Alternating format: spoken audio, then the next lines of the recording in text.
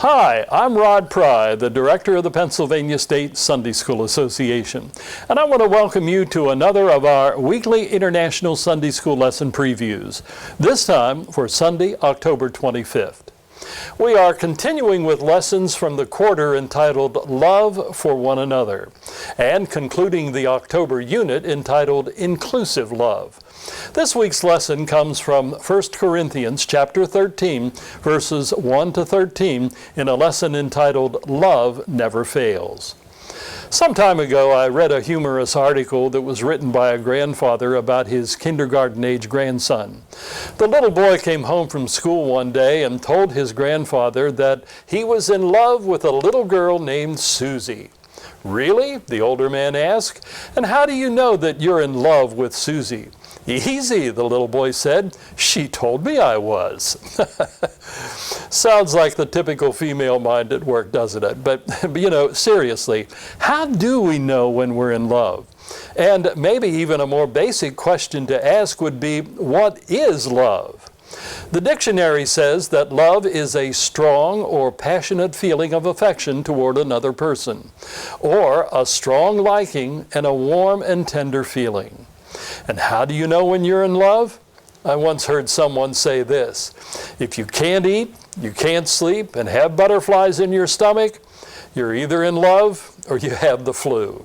Well, let's hope it's not the coronavirus. Today's lesson contains some of the most famous words about love ever written. But in the chapter preceding the printed text for today's lesson, Paul was outlining the various spiritual gifts and the different persons who possess those gifts: apostles, prophets, teachers, and so on. But then in chapter 13, he is noting that there is something even more important than those spiritual gifts, and that is love. He starts off in verses 1 and 2 saying, "If I speak in the tongues of men or of angels, but do not have love, I am only a resounding gong or a clanging cymbal. If I have the gift of prophecy and can fathom all ministries and all knowledge, and if I have faith that can move a mountain, but do not have love, I am nothing." Then in verse 4 through 7, he describes love. He says, "Love is patient, love is kind. It does not envy. It does not boast. It is not proud. It does not dishonor others. It is not self-seeking. It is not easily angered. It keeps no record of wrongs. Love never does delight in evil, but rejoices with the truth. It always protects, always trusts, always hopes, always perseveres." Wow, what great words to tell us what love is, what it does, and also what it doesn't. And as he continues in verse 8, he then reflects back on the spiritual gifts that he was talking about in chapter 12, when he says this: "Love never fails, but where there are prophecies, they will cease. Where there are tongues, they will be stilled. Where there is knowledge, it will pass away." And then he pulls everything together as he concludes the passage in verse 13, saying, "And now these three remain: faith, hope, and love. But the greatest of these is love." Stop and really think about what Paul's saying. What really is eternal? Earlier in the passage, he said that there would be a time when prophecy and speaking in tongues and even knowledge would end. And here in verse 13, he says that even faith and hope will stop. But there is one thing that truly is eternal, and that is love.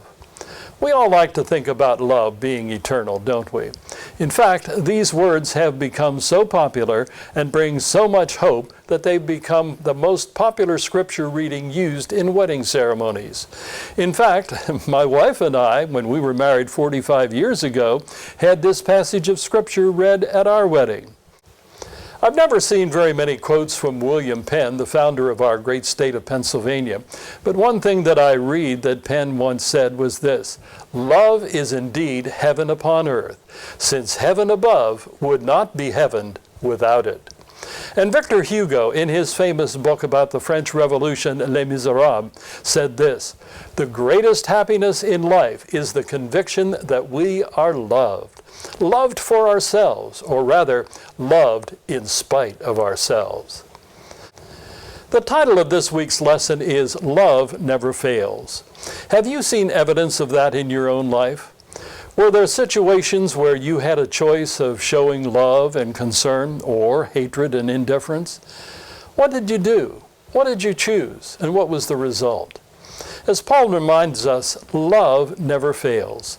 Certainly, each and every one of us will face some trying times in just about every one of our relationships. And whether it involves your spouse, a child, or other family member, a friend, a neighbor, whoever, remember these very important words from Paul: love never fails.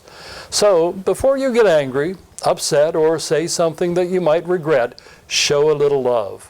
After all, again, love never fails.